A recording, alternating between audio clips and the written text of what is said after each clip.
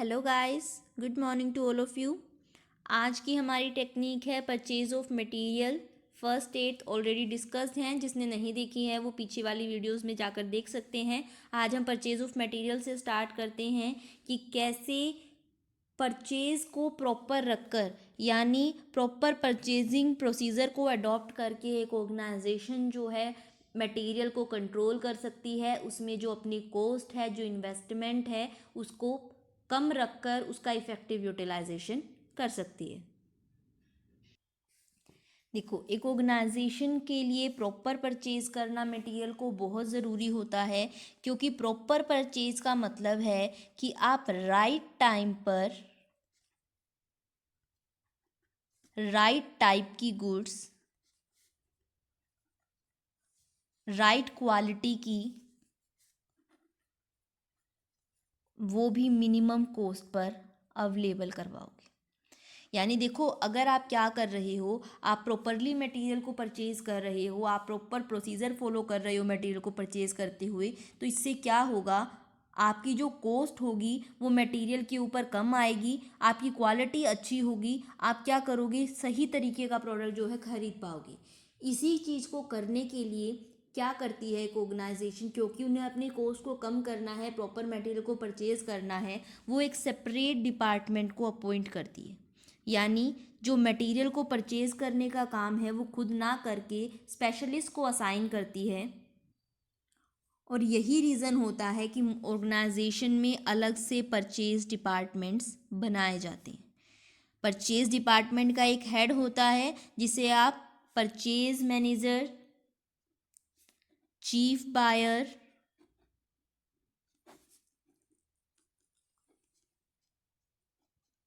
या तो purchase officer का नाम देते हो।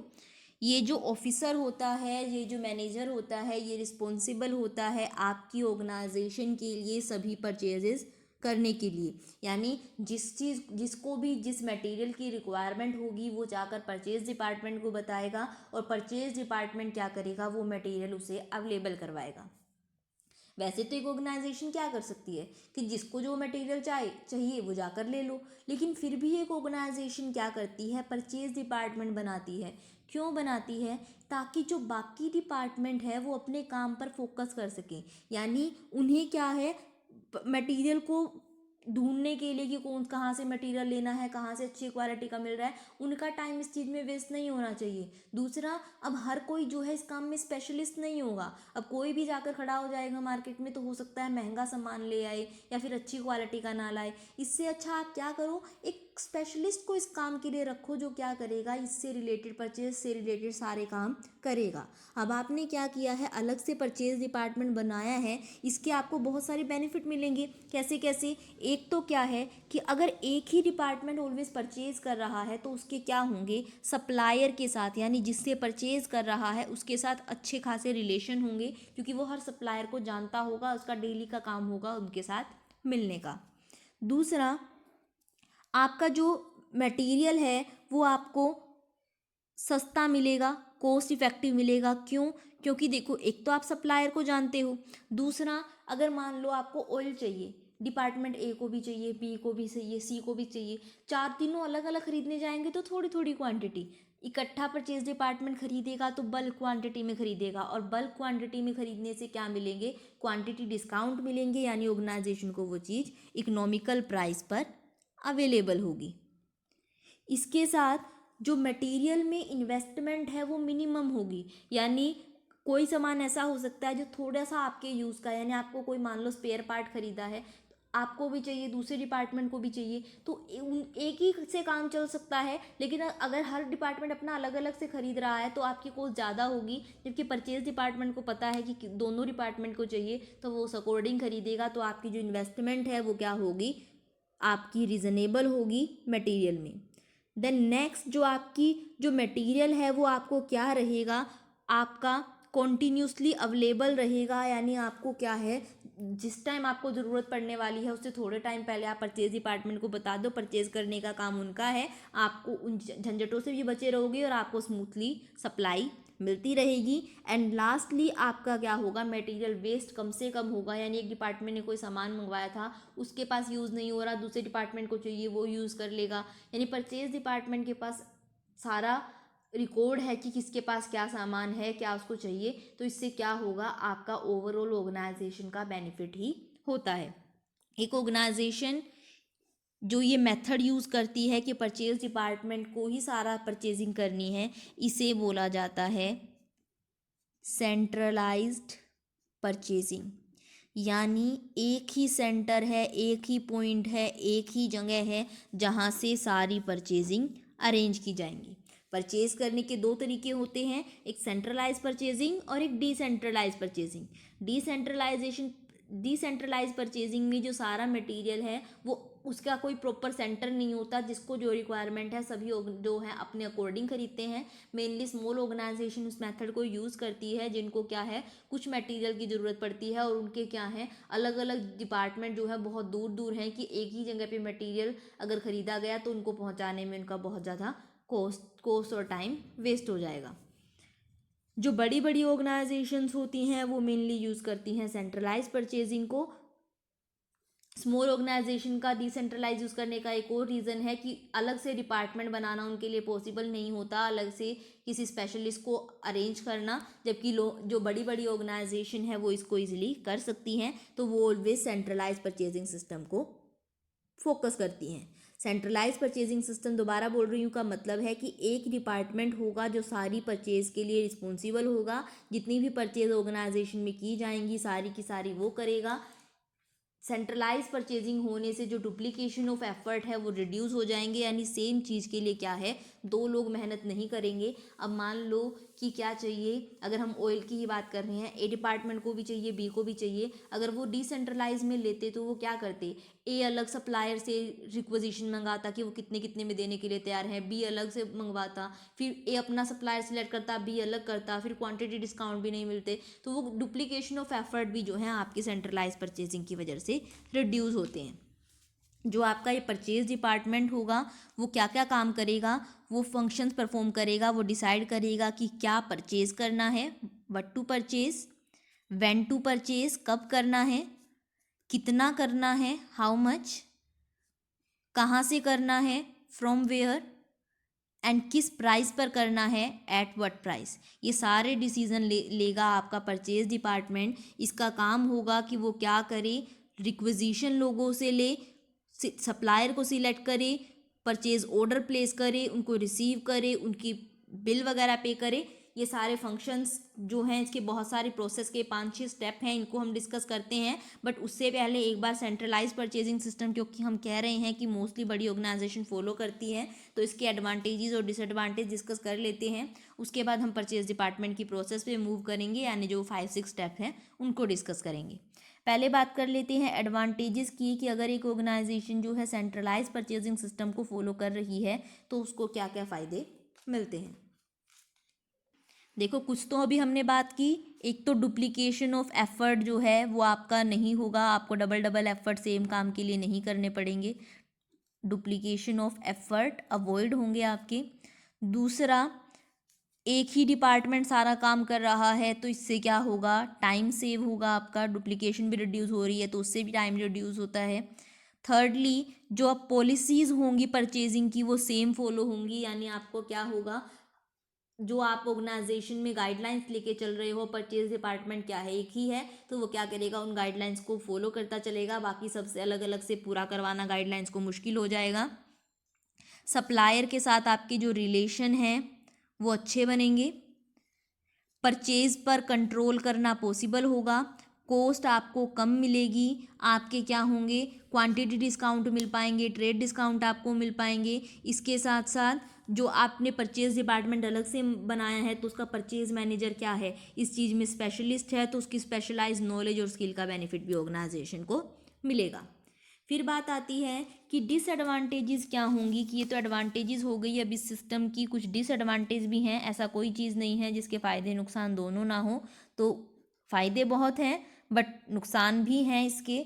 वो क्या, पहला तो आप क्या कर रहे हो, अलग से डिपार्टमेंट बना रहे हो, तो अलग से डिपार्टमेंट बनाने की कॉस्ट बहुत लगती है। अलग से आपने परचेज मैनेजर को अपॉइंट किया है जो कि स्पेशलिस्ट है, अच्छी खासी सैलरी लेगा, तो इससे क्या होगा, आपके ऑर्गेनाइजेशन की जो कॉस्ट है वो बढ़ जाएगी। यानी इस्टेब्लिशमेंट कॉस्ट जो है परचेजिंग डिपार्टमेंट की काफ़ी हाई होती है। दूसरा, अगर इमरजेंसी में आपको कोई सामान चाहिए तो वो अवेलेबल नहीं हो पाता, क्योंकि आपको एकदम से पता चला कि ये मटेरियल आपके पास नहीं है, तो आपको क्या करना पड़ रहा है, सेंट्रलाइज परचेजिंग में पहले परचेज डिपार्टमेंट के पास जाना पड़ रहा है कि हमें क्या चाहिए, ये सामान चाहिए, फिर परचेज डिपार्टमेंट अपने सारे स्टेप्स को पूरा करेगा। यानी डिसेंट्रलाइज होता तो आप सीधा एक शॉप पे जाते, जो सामान चाहिए वो उठा के ले आते, लेकिन सेंट्रलाइज में आपको पूरा प्रोसीजर फॉलो करना पड़ रहा है, जिसमें आपको इमरजेंसी में सामान नहीं मिल पाता। तीसरा, कि अगर क्या है, आपकी परचेज डिपार्टमेंट के बीच में और जिसको सामान चाहिए उस ब्रांच के बीच में क्या हो गई, मिसअंडरस्टैंडिंग हो गई कि क्या सामान जो है रिक्वेजिशन में भेजा था और परचेज डिपार्टमेंट क्या है कुछ और ले आया, तो इससे क्या होगा, बहुत सारा जो है गलत सामान आ जाएगा, हो सकता है क्वालिटी ख़राब हो, तो आपका क्या होगा, पैसा वेस्ट हो जाएगा। एंड लास्टली, क्योंकि क्या होता है, सेंट्रलाइज परचेजिंग में जो परचेज डिपार्टमेंट है उसे बल्क परचेजिंग पे फोकस करना होता है, तो वो क्या करता है, वो वेट करता है कि सारे डिपार्टमेंट से रिक्वेस्ट आ जाए, उसके बाद वो क्या करेगा, परचेज को स्टार्ट करेगा, तो बहुत ज़्यादा डिले हो जाती है कई बार सेंट्रलाइज सिस्टम में। तो ये थी इसकी डिसएडवांटेज मेनली, कि आपको कॉस्ट बहुत ज़्यादा पड़ती है, टाइम बहुत ज़्यादा लग जाता है, इमरजेंसी में सामान नहीं मिल पाता, और कई बार इमरजेंसी मिसअंडरस्टैंडिंग की वजह से गलत सामान भी आ जाता है। देखो, इससे हम ये नहीं कह सकते कि परचेज डिपार्टमेंट बनाने का या सेंट्रलाइज परचेजिंग सिस्टम को अडॉप्ट करने का फ़ायदा नहीं है। नो डाउट बहुत सारे बेनिफिट हैं, बट इसकी कुछ लिमिटेशंस भी हैं, उनको कंसीडर करते हुए एक ऑर्गेनाइजेशन को इसे यूज़ करना चाहिए। बड़ी बड़ी ऑर्गेनाइजेशंस में जहाँ पर इतना फाइनेंस है कि वो अलग से डिपार्टमेंट को अरेंज कर सकें, और जहाँ पर बहुत लार्ज क्वांटिटी में बाइंग होती है, वहाँ पर ये बहुत सुटेबल है। हाउएवर स्मॉल ऑर्गेनाइजेशन में जो अलग से डिपार्टमेंट को फाइनेंस नहीं कर सकती है, और जहाँ पर क्या है, हर सामान थोड़ा बहुत ख़रीदा जाता है, अलग अलग जगह पे लोकेटेड है, और वो जगह भी जहाँ पर सामान यूज़ हो रहा है, तो ऐसे में आपको क्या करना चाहिए, डिसेंट्रलाइज सिस्टम को अडॉप्ट करना चाहिए। अब आ जाते हैं हमारी प्रोसेस के ऊपर, जो हम बात कर रहे थे कि परचेज डिपार्टमेंट जब परचेजिंग करता है तो वो कुछ स्टेप्स को फॉलो करता है परचेज करने के लिए। उन स्टेप्स को डिस्कस कर लेते हैं एक बार। फर्स्ट स्टेप है परचेजिंग का, रिसीव परचेज रिक्विजिशन और इंडेंटिंग फॉर मटेरियल। देखो, रिसीव परचेज रिक्विजिशन का मतलब है कि परचेजिंग की रिक्वेस्ट लेना डिफरेंट डिपार्टमेंट से, कि परचेज डिपार्टमेंट सबसे पहले क्या करता है, रिक्वेस्ट मंगवाता है सारे डिपार्टमेंट से कि उन्हें किस किस सामान की ज़रूरत है, उनसे इंडेंटिंग करवाता है कि वो क्या बताएं एक बार कि उन्हें क्या क्या चाहिए। अब क्या करना पड़ेगा, अब ऐसा नहीं है कि आप बोलकर कह दो परचेज डिपार्टमेंट को कि हमें ये चाहिए, इतने सामान मंगवा दो, ऐसे परचेज डिपार्टमेंट नहीं मंगवाएगा। कल आप कह दोगे कि हमने नहीं मंगवाया था, या फिर सामान जो है हमने जो मंगवाया था वो नहीं आया, तो हर चीज़ प्रूफ के साथ चलती है। तो आपको क्या करनी पड़ेगी, एक प्रॉपर फॉर्म में आपको परचेज डिपार्टमेंट को रिक्वेस्ट देनी पड़ेगी। उस फॉर्म को बोला जाता है परचेज रिक्वेजिशन फॉर्म। जो रूटीन का सामान होता है वो तो मंगवाता है आपका स्टोर कीपर, यानी जो स्टोर कीपर है जिसके पास सारा सामान रखा हुआ है, उसे पता है कि हर डिपार्टमेंट ऑयल लेता है, हर डिपार्टमेंट कोयल लेता है, तो ये सारी सारी चीज़ें उसे ये भी पता है किस टाइम उसके पास ये सामान कितना पड़ा है। तो ये चीज़ें डिपार्टमेंट जो अलग अलग हैं वो नहीं मंगवाएंगे। इन चीज़ों का ध्यान रखने की रिस्पॉन्सिबिलिटी है स्टोर कीपर की। वो स्टोर कीपर ही क्या करेगा, रिक्वेजिशन फॉर्म भरेगा। अगर कोई स्पेशल आइटम है जो एक पर्टिकुलर डिपार्टमेंट में ज़रूरत पड़ती है, तो ऐसे में जो उस पर्टिकुलर डिपार्टमेंट का हेड है वो रिक्वेजिशन भेजता है। जो रिक्वेजिशन आपका स्टोर कीपर भेजता है रेगुलर आइटम के लिए, उसे बोला जाता है रेगुलर परचेज रिक्वेजिशन। और जो रिक्वेजिशन देता है आपका डिपार्टमेंट का हेड स्पेशल आइटम्स के लिए, उसे बोला जाता है स्पेशल और ओकेजनल परचेज रिक्वेजिशन। इस परचेज रिक्वेजिशन को भेजा जाता है परचेज डिपार्टमेंट को, और उस रिक्विजिशन के बेस पे ही परचेज डिपार्टमेंट परचेजेस करता है। जो ये परचेज रिक्विजिशन है ये ट्रिपलेट में बनाई जाती है, यानी इसकी 3 कॉपीज़ जो हैं, एक ही रिक्विजिशन की 3 कॉपी मेंटेन की जाती हैं। जो ओरिजिनल कॉपी होगी वो भेज दी जाएगी आपकी परचेज डिपार्टमेंट को परचेज करने के लिए। दूसरी कॉपी को रखेगा आपका रिक्विजिशन भेजने वाला, यानी स्टोर कीपर या फिर डिपार्टमेंट का हेड जिसने भी रिक्विजिशन भेजी है वो रखेगा। और तीसरी एक ऑथराइज ऑफिशियल को, यानी जिसको ये सारी चीज़ें संभालने की रिस्पॉन्सिबिलिटी दी गई है, उसे दे दी जाएगी रिकॉर्ड मेंटेन करने के लिए। यानी 3 कॉपी आ गई, तीनों के पास अपनी, जिनके जिनको उसकी ज़रूरत थी उनके पास चली गई, रिक्विजिशन डिपार्टमेंट को मिल चुकी है। अब डिपार्टमेंट को ये पता चल गया कि उसे क्या क्या सामान खरीदना है, उसके बाद वो क्या करेगा, वो देखेगा कि ये सारा सामान कहाँ से मंगवाया जाए, यानी एक्सप्लोर करेगा सोर्सेज सप्लाई के कि कहाँ कहाँ से ये चीज़ें आ सकती हैं, कौन कौन सप्लायर है। और जो वो एक्सप्लोर करेगा उसके बेस पर सिलेक्ट करेगा एक सप्लायर को। तो हमारा जो सेकंड स्टेप है वो है exploring the sources of supply and selection of supplier, कि आपको डिफरेंट लोगों से क्या करनी है, टेंडर मंगवाने हैं कि वो क्या करें, बताएं, कोटेशंस दें कि वो कितने रुपए में किन टर्म्स पे सामान देने के लिए तैयार हैं, और जिसकी टर्म्स जो हैं सबसे फेवरेबल हैं उसके बेस पर आप सिलेक्ट कर लोगे एक पर्टिकुलर सप्लायर को। जब आप सप्लायर को सिलेक्ट करता है आपका परचेज डिपार्टमेंट, तो वो वेरियस चीज़ें कंसीडर करता है, जैसे पेमेंट कब ले रहे हैं, वो किस फॉर्म में ले रहे हैं, डिलीवरी कब देंगे, क्या सप्लायर रिलायबल है, क्वालिटी कैसी है उसके प्रोडक्ट की, क्या प्राइस दे रहा है, क्या उसकी मैन्युफैक्चरिंग कैपेसिटी है, क्या वो टाइम पर सामान दे पाएगा। यानी सारी चीज़ों को ध्यान में रखते हुए ये सारी चीज़ें उनसे टेंडर कोटेशन मंगवाएंगे, और जिन कोटेशन के बेस पे ये सारे फैक्टर्स को ध्यान रखते हुए एक सप्लायर को सिलेक्ट कर लिया जाएगा, जो टेंडर है उनके बेस पर और जो फैक्टर्स हैं दोनों के बेस पर ध्यान रखते हुए आपने क्या कर लिया है, अब सप्लायर को सिलेक्ट कर लिया है। अब सप्लायर को सिलेक्ट करने के बाद अब आपको क्या करना है, उसके सामने परचेज ऑर्डर रखना है। यानी अब आपने सप्लायर तो डिसाइड कर लिया, आप उसको ये भी तो बताओगे कि आप उसे क्या, आपको क्या क्या चाहिए उससे। तो अब क्या किया जाएगा, सारी तैयारियां की जाएंगी, यानी सामान मंगवाने के लिए ऑर्डर बनाया जाएगा और बाद में उस ऑर्डर को प्लेस कर दिया जाएगा। Preparation and placing purchase order. अब आप क्या करोगे, ऑर्डर को प्लेस कर दोगे, यानी आप सारे डॉक्यूमेंट्स को प्रिपेयर करोगे और उसको ऑर्डर को उनके पास पहुंचा दोगे। जो ये ऑर्डर प्लेस किया जाएगा ये भी क्या किया जाएगा, एक परचेज ऑर्डर फॉर्म में किया जाएगा। ये जो परचेज ऑर्डर फॉर्म होगा ये एविडेंस की तरह काम करेगा कि जो आपने मंगवाया था क्या सप्लायर वही भेज रहा है या नहीं भेज रहा है, उसी क्वालिटी का है या नहीं है। इसके साथ साथ जिसको उनकी डिलीवरी लेनी है वो भी मैच कर सके कि जो सामान हमने मंगवाया था सप्लायर ने वो दिया है या नहीं दिया है। अकाउंटिंग डिपार्टमेंट उसके लिए उसको रिकॉर्ड कर सके कि कितने पैसे में ये सामान दे रहा है। यानी सब चीज़ों के लिए क्या किया जाता है, एक परचेज ऑर्डर फॉर्म बनाया जाता है। जो ये परचेज ऑर्डर फॉर्म होगा इसकी 5 कॉपीज़ मेंटेन की जाएंगी। ओरिजिनल कॉपी सप्लायर को भेज दी जाएगी, यानी जिसने सामान भेजना है उसको दे दी जाएगी। दूसरी कॉपी जिस डिपार्टमेंट ने परचेज रिक्वेजिशन की थी, यानी जिसने सामान मंगवाया था उसको दी जाएगी। तीसरी परचेज डिपार्टमेंट खुद रखेगा। चौथी कॉपी वो अकाउंटिंग डिपार्टमेंट को देगा ताकि वो अकाउंट्स में लिख सके उसको। और 5वीं कॉपी रिसीविंग डिपार्टमेंट के पास होगी, यानी जिसको वो सामान रिसीव करना है। दोबारा बोल रही हूँ, ओरिजिनल कॉपी सप्लायर के पास जाएगी, दूसरी कॉपी जिसने परचेज रिक्वेजिशन दी थी उसके पास जाएगी, एक कॉपी रिसीविंग डिपार्टमेंट अपने पास रखेगा, एक अकाउंटिंग डिपार्टमेंट को दी जाएगी, और लास्ट कॉपी परचेज डिपार्टमेंट खुद के पास रखेगा ताकि उसे भी पता चल सके जो भी उसने मंगवाया है उसका रिकॉर्ड उसके पास भी रहे। फिर इसके बाद 4th स्टेप है receiving end inspection of material.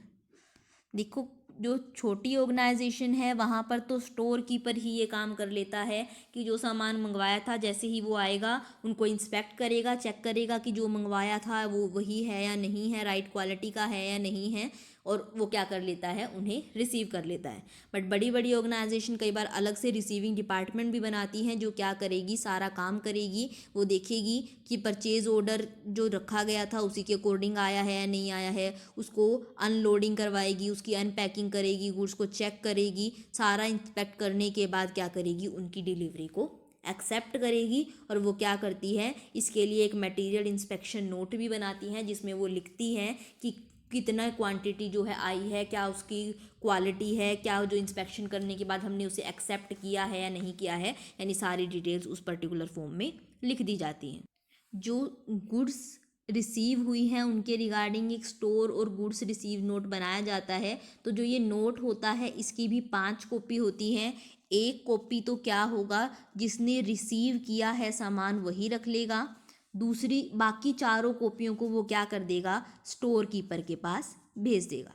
ठीक है, एक कॉपी खुद रखी, बाकी 4 स्टोर कीपर को भेज दी। स्टोर कीपर दोबारा मटेरियल को चेक करेगा कि सारा आ गया है नहीं आ गया है, उसके बाद उन चारों में से एक कॉपी वो अपने पास रख लेगा और बाकी की 3 भेज देगा। एक परचेज डिपार्टमेंट को जिसने सामान मंगवाया था कि हमें ये रिसीव हुआ है, दूसरी अकाउंटिंग डिपार्टमेंट को, और तीसरी जिसने परचेज रिक्विजिशन स्टार्ट की थी यानी जिसने रिक्विजिशन दी थी उस डिपार्टमेंट को।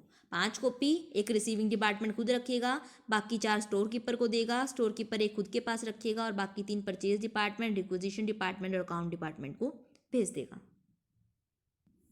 अब लास्ट स्टेप है परचेज करते हुए checking and passing of bill for payment, यानी सप्लायर ने सामान भेजा है, साथ में बिल भी भेजा होगा, उस बिल की मैथमेटिकल एक्यूरेसी चेक की जाएगी कि जो क्वांटिटी दी गई है, जो प्राइस दिया गया है उसके अकॉर्डिंग जो है सही प्राइस बन रहा है या नहीं बन रहा है। सारी अर्थमेटिकल एक्यूरेसी चेक करने के बाद क्या किया जाएगा, जो क्वांटिटी वहाँ मेंशन है उसको रिसीव नोट से चेक किया जाएगा कि क्या रिसीव नोट में भी वही क्वांटिटी थी या नहीं थी, और सब कुछ सर्टिफाई करने के बाद जो इनवॉइस है वो पेमेंट के लिए पास कर दिया जाएगा। और फिर उस पास करने के बाद जो कैशियर है वो पेमेंट कर देगा, यानी सप्लायर को पैसे पहुंचा देगा।